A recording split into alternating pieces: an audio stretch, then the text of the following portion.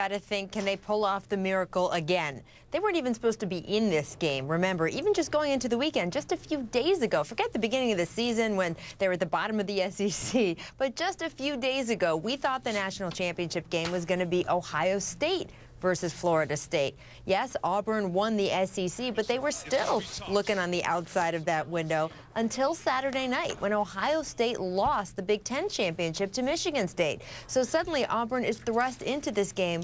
No, they're not the favorite, but they've made a practice this entire season and certainly in the last month with two miracle game-ending plays of forcing the issue, forcing themselves into the conversation and winning when they weren't supposed to. So there's going to be a lot of build-up to this game and a lot of people who think even though it's projected to be a somewhat lopsided national championship that maybe, just maybe, Auburn can pull it off one more time. Yeah, I mean, Auburn's been entertaining to watch. Let's face it, whether it was the miracle against Georgia, the improbable win against Bama, or putting up 59 this past weekend against Missouri, they have definitely been fun to watch.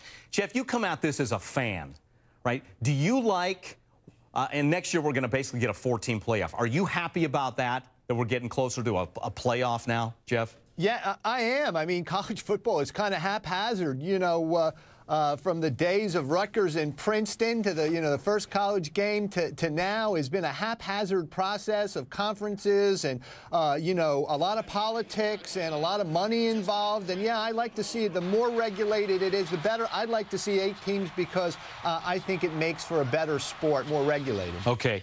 See, I'm with Jeff, and Rachel, give me the pros and cons. I like the 8-teamer, and I know it's difficult to schedule and all that, but let's just, even if you look at the 8 teams that are still, or the top 8 in the BCS now, I mean, round 1, you'd have Florida State against Missouri.